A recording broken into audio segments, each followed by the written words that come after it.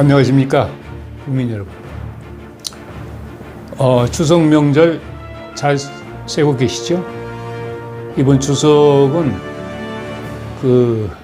휴가 기간도 길고 그런데 또 어떤 면에서는 지금 코로나가 1년 정도면 끝날 줄 알았던 코로나가 이렇게 너무 오래 지금 우리 국민을 괴롭히고 있으니까 정말 또 그리고 이제 정부에서는 그동안에 여러 가지 경제가 나쁘다는 이유로 이제 돈을 많이 재정 풀었는데 그 돈이 다 어디로 갔는지 말이에요. 정말 돈이 절실하게 필요한 우리 가장들은 돈돌이 없어가지고 쩌쩌쩌 매는데 이번 추석에도 역시 그냥 서로 카톡으로 서로 인사나 주고받는 정도로 말이야. 그렇게 지금 추석 명절을 보내는 사람들이 많이 있습니다.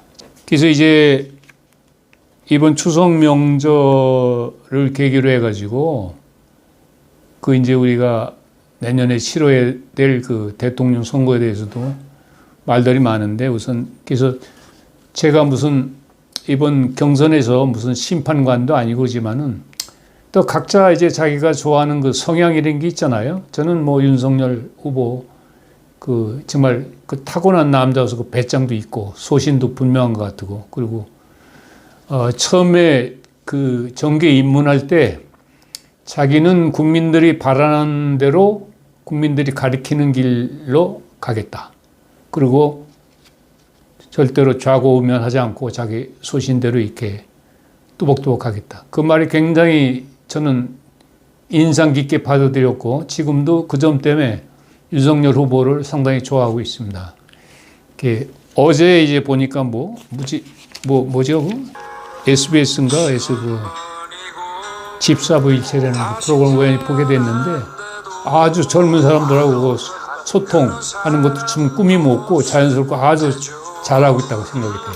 그래서 이제 추석이 지나면은 정말 이제 여러 가지가 이제 조금씩 이제 서로 희미했던 것이 이제 분명히 드러날 텐데, 그동안 진행하고 있는 국민의힘에서 이제 경선도 지난번 방송 제가 얘기한 대로 자신이 없는 후보들은 일찍 꼭 중간 결과가 발표 나가지고 이제 그걸 하기 전에 일단 사퇴할 사람 사퇴해서 생업으로 돌아가든지 저놈은 자기가 좋아하는 사람한테 힘을 모아주든지 이렇게 해서 빨리빨리 끝내게 하는 게 좋을 것 같아요. 본선 이제 앞으로 이제 한 4, 5개월 이제 하려면은 본선에 나가는 후보도 이제 정말 에너지 충전도 해야 되고 그리고 대통령 후보 나가는 사람이 혼자 할 수 없는 일입니다. 전에 말씀드린 대로 우리 황교안 우리 전 대표님은 정말로 부정선거를 아주 뿌리 뽑는 일에 지금 앞장서 가지고 지난번 4.15 국회의원 부정선거를 말이죠. 밝혀서 정말 다음 선거에서는 아무도 감히 그런 부정선거에 대한 꿈도 못 꾸도록 말이에요. 그렇게 했으면 좋겠고, 이제 저희가 곧 출범시킨 이제 우리 애국시민운동본부도 힘자란 데까지 정말 우리 황교안 대표가 만일에 그 일에 앞장선다면은 저희가 손발 노릇을 할 것을 분명히 이 자리에서 이제 약속을 드립니다.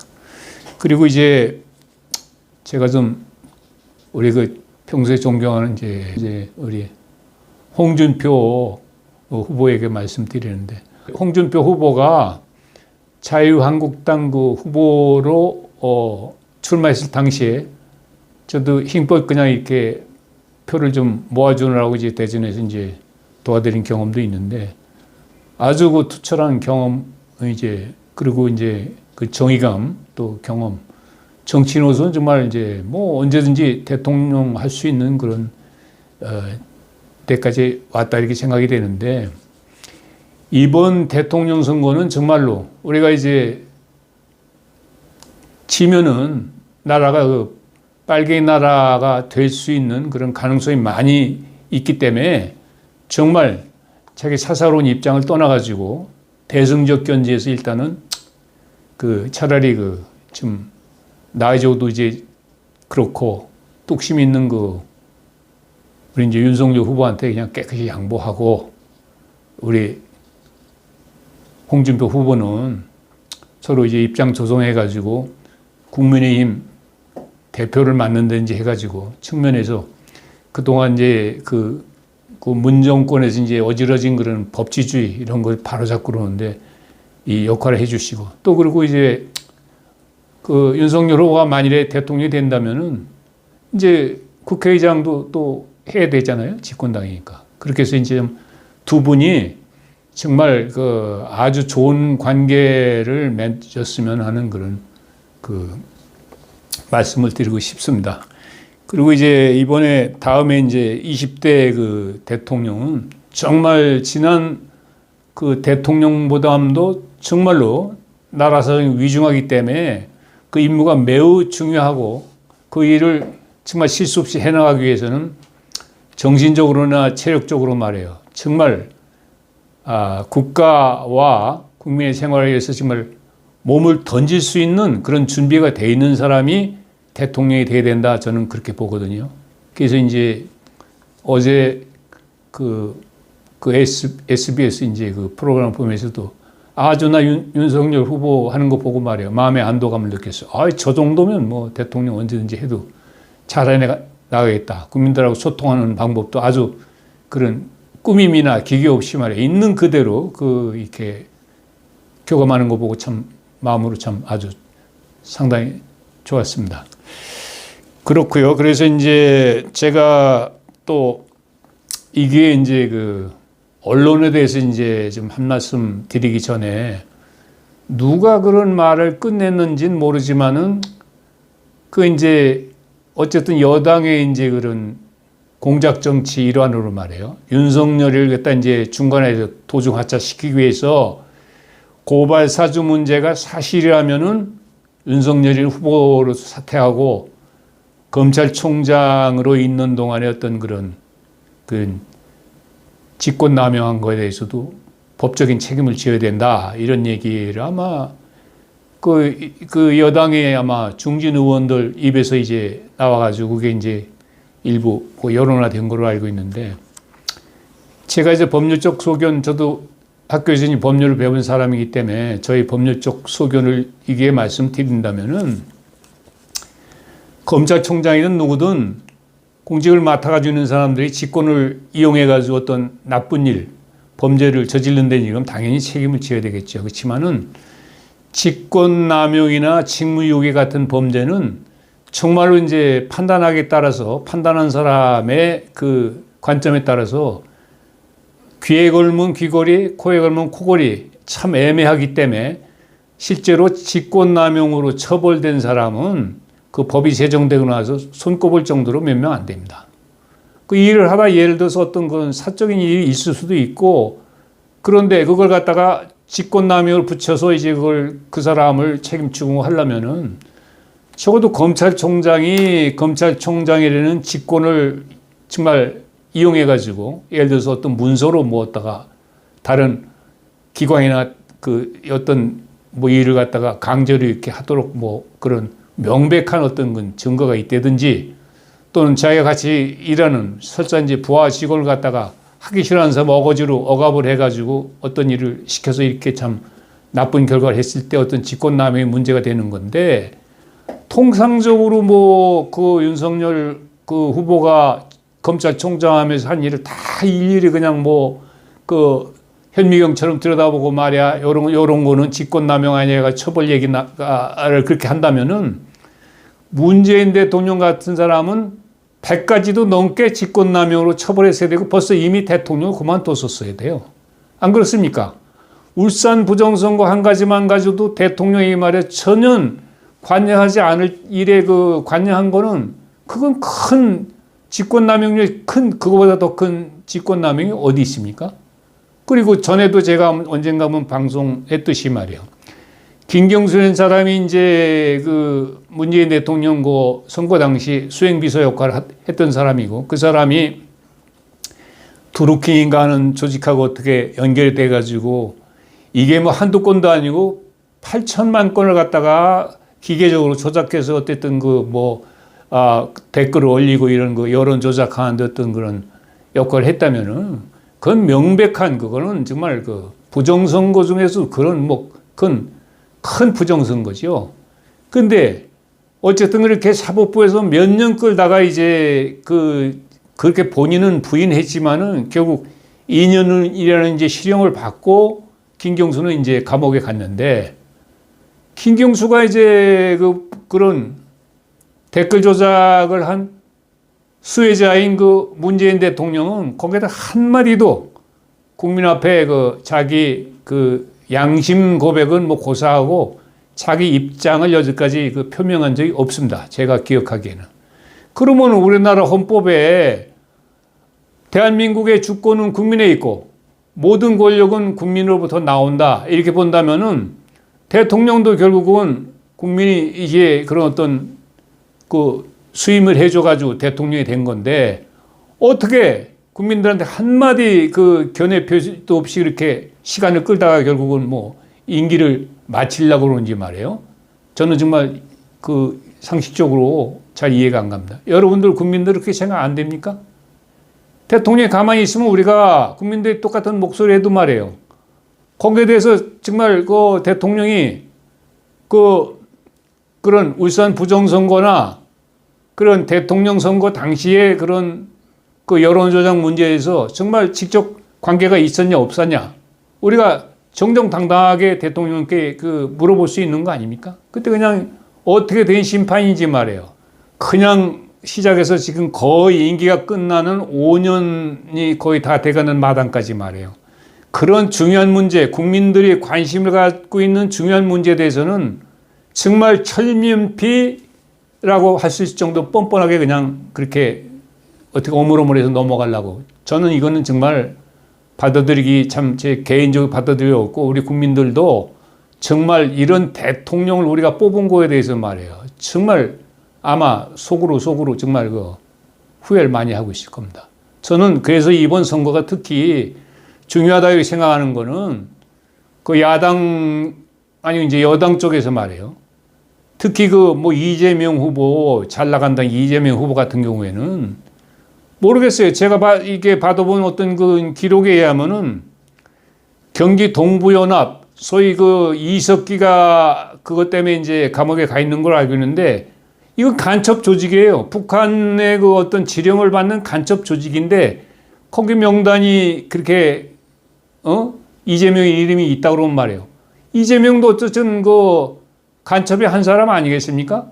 그런 사람이 대통령을 나온다는 것 자체가 정말 이게 우리가 자유민주주의가 완전히 지금 바뀐 나라도 아닌데 말이에요. 난 도대체 상식적으로 이해가 안 가는데 그 사람이 정말 거기서도 여권 내에서 제1 선두주자다. 여기서도 50% 저기서도 50% 이상 여론조사 선거 결과 나왔다는 건 정말로 이해하기 어려운 거예요. 제가 그거보다 더 걱정이 되는 거는 이재명이 개인의 문제가 아니고 다음 대통령 선거는 이미 부정선거를 할 수 있는 준비를 이미 다 갖추고 있다. 아무리 야당에서 이렇든 저렇게 하든 대통령이 이미 정해져 있다. 이재명으로 정해져 있다. 이런 얘기들이 이제 공공연하게 이제 막 돌아다니는데 이거 이렇게 된다면 큰일이죠. 대통령 선거 그거 뭘 합니까? 뭐 때문에 합니까? 그냥 차라리 그냥 차기 대통령 누굽니다 이렇게 아주 선언해버리고 대통령 자리에 올라가시지. 나라가 이렇게 돼가지고 이거 되겠습니까? 우리 국민들이 정말 이거 마음 놓고 살 수 있습니까?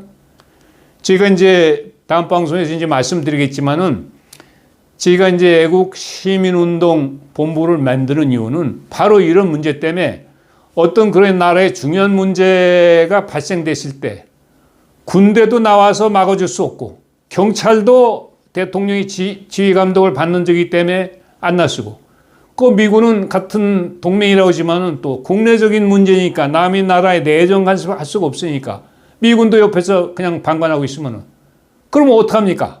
나라가 하루아침에 예를 들어서 아프가니스탄 마냥 빨갱이 나라가 되고 말이에요. 있는 자산 다 뺏기고 기업 다 그냥 자산 몰수당하고 그럼 우리 국민들은 그냥 어디 보따리 싸가 도망갈 수도 없고 어디 동해 바다에 다 가서 다 빠져 죽으란 얘기입니까?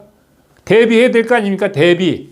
그렇다고 국민들이 각자가 나서서 그거 1000명 모이기도 어려운데 말이에요. 그런 극좌 단체 예를 들어서 민노총이라든지 그 전교조 이런 데서 말이에요. 몇 군데만 연합해서 그거 정말 뒤집어 엎으려면은 얼마든지 우리나라는 뒤집어 엎을 수 있는 상황이에요.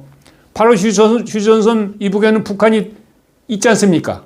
언제든지 뭐 핵무기 사용한다는 그 협박을 해온 그런 북한이 있는데 도대체 북한이나 중국을 갖다가 적으로 생각 안 하고 같이 무슨 같이 이렇게 가야 될 동반자처럼 그 우리 문재인 정권이 여지까지 그렇게 왔고 지금도 기회만 있으면은 뭐 남북 철도를 뭐 같이 하느니 뭐 경제협력을 어떻게 해서 금강산 뭐 관광을 하느니 이런 지금 꿈 같은 소리 하고 있잖아요. 그런 일이 실현되려면은 적어도 김정은이가 예를 들어 사퇴를 하든지 북한 정권이 정말 선거 하나만 해도 정상적으로 어떤 그런 이렇게 정상적인 그런 국민의 의사를 물어서 어떤 그 수상이 되든지 이런 체제가 안 바뀌고 말이에요. 3대체 여지까지 그냥 세습적으로 해먹은 정권이 말이에요. 있는데 어떻게 남북 간에 통일을 한다는 얘기입니까? 서로 생각이 안 맞는데 어떻게 남한하고 북한하고 합쳐 통일한 그 꿈 같은 소리들 하고 그러는데 제 겸해서 말씀드리면 이제 며칠 있다가 이제 문재인 대통령이 뭐 유엔청을 간다 그랬는데 제발 또 거기 가가지고 작년에도 무슨 도대체가 6.25가 났으면은 우리나라가 혼자 한 게 아니고 미국하고 십몇 개 우방 국가가 같이 참전해가지고 피를 흘려가며 싸운 전쟁인데 어떻게 문재인 대통령이 혼자 그냥 뭐 종전선언하고 평화협정하면 되는 겁니까? 가서 유엔에 가가지고 그런 거의 정말 망신스러운 발언이나 하고 이번에 제발 또 그러지 않도록 말이에요. 정말 좀 자중하시고 이왕에 가시면 부인하고 그냥 여행이나 마지막 이제 대통령 임기 끝나기 전에 마지막 여행으로 생각하시고 말이에요. 하와이도 어디 구경이나 잘하고 오세요. 제가 볼 때 정말 더 도에 넘는 그런 짓 안 했으면 좋겠습니다. 그리고 한 가지 제가 이제 마무리되게 말씀드리는 거는 그래서 이제 애국시민운동 본부를 이제 제 가까운 사람들이고 어느 정도 규모로 만들려느냐. 저는 아주 최소한도 목표를 우리 국민이 이제 5천만 인구라면은 10%에 해당되는 500만 명 정도가 정회원으로 이렇게 가입해서 우리가 같이 행동할 수 있는 그런 강력한 우리 애국 시민운동 단체를 만들겠다 하니까 그게 가능하겠느냐. 그래서 제가 이제 20일 동안 막 연구를 하고 있고 이제 준비가 이제 거의 돼 가는데 이제 추석 지나면은 이제 시간이 얼마 없기 때문에 이제 거기에 이제 온 힘을 이제 집중할 겁니다. 여러분들 중에 애국 시민운동 본부는 돈 많은 사람들이 돈 지키기 위해서 하는 그런 어떤 그런 운동도 아니고 또 가난한 사람들끼리 모여가지고 힘 합쳐서 무슨 이권이나 뭐 좀 차지하는 이권단체도 아니고 그리고 남자든 여자든 공부를 많이 했던 적게 했던 또 출신 지역이 전라도든 경상도든 뭐 아무 그런 제약 없이 누구든지 이 대한민국을 올바로 이렇게 자리 잡게 하기 위해서는 정말 나도 거기에 이렇게 참가하고 싶다. 이런 분들은 언제든지 같이 이렇게 참가할 수 있는 그런 문호를 개방해 놓을 거고요. 또 그리고 거기에 무슨 우리가 관료 조직이 아니기 때문에 직책 그렇게 많이 가지고 이렇게 할 생각 없습니다. 정말 마음에 맞는 사람들은 처음 만났어도 이렇게 10년 전에 만난 사람처럼 이렇게 마음에서 마음으로 정말 순수하게 우리가 애국심을 가지고 서로 모일 수 있는 그런 단체로 이렇게 해보고 싶은 그런 생각을 갖고 있는데 여러분들이 정말 남의 일처럼 강건너풀처럼 봐주시 마시고 저희가 이제 일단은 공고하고 이제 단체를 발족시킬 때 좀 많이 자발적으로 참여해 주시고 격려해 주시고 좀 성원해 주셨으면 감사한 마음이고 내일 이제 추석 명절 정말 원기 보충하시고 우리 휴가 끝나면은 정말 우리 국민들이 각자의 위치에서 열심히 뛸 수 있는 새로운 대한민국 만드는데 정말 관심을 가져줬으면 하는 부탁드리면서 오늘 여기서 말씀을 줄이겠습니다. 감사합니다.